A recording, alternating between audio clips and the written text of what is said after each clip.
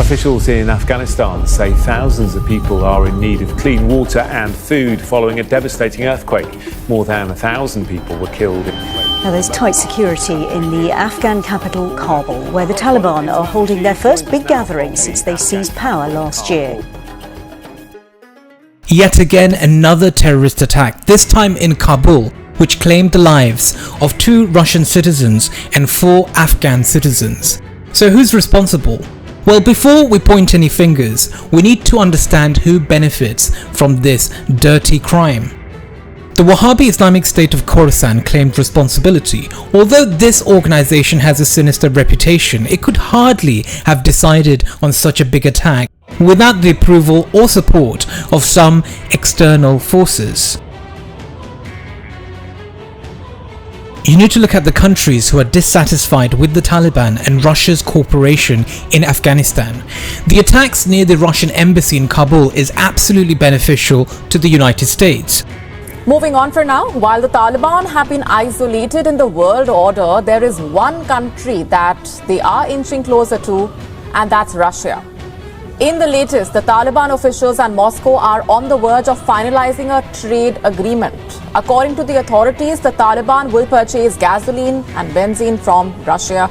The interim spokesperson for Afghanistan's Ministry of Economy, Imran Khan, has confirmed that an official delegation chaired by the Commerce Ministry was in the Russian capital to finalize the contracts for the supplies of wheat, gas and oil. Washington clearly doesn't like Russia's cooperation with the Taliban, especially since Afghanistan decided to buy Russian oil. And the Wahhabi Islamic State Khorasan considers both Russia and the Taliban an enemy, and knowing the power of the US intelligence services and how they've managed to recruit so many Neanderthal Wahhabi Salafis in places like Syria and Iraq, it's not difficult to assume that they have people operating inside the Wahhabi Islamic State who have agreed to stage this dirty attack near the Russian embassy in Kabul. The situation is a complete mess because the attacks hit not only Russia but also the Taliban government, which in this case failed to ensure the safety of both the citizens of Afghanistan as well as the Russians. Now it will be interesting to see what efforts the Taliban make to take revenge on ISIS-K, who defiantly challenged the Taliban inside the Afghan capital itself. For the United States, the terrorist attack in Kabul is also important in the context of the confrontation in Asia, especially if we take into account the recent increased military cooperation between Washington and the countries of Central Asia.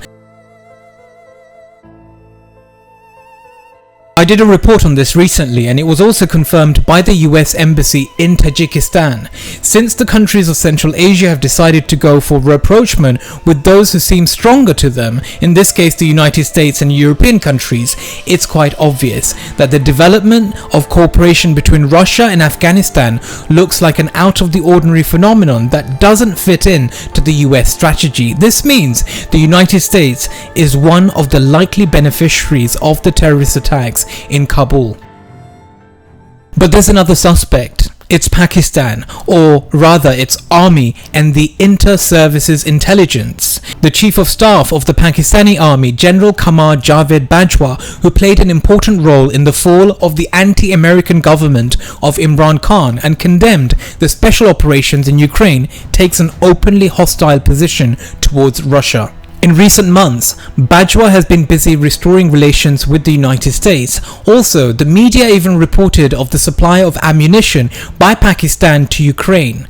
But if the Pakistani army decided to help Ukraine, then why couldn't the famous Pakistani inter-services intelligence contact the Wahhabi ISIS to organize a terrorist attack in Kabul? There is a sharp deterioration in Pakistan's relation with the Afghan Taliban, so Pakistani intelligence and its army are most probably involved in this. After all, the imported regime in Islamabad is blessed by the United States. We have every right to suspect the Pakistani army and the ISI of tacit approval of this dirty, disgusting crime in Kabul.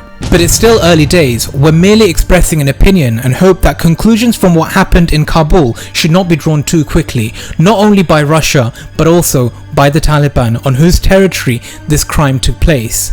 Thanks for listening to the Independent Islamic Republic of Foreign Policy Hawk. Have a wonderful night.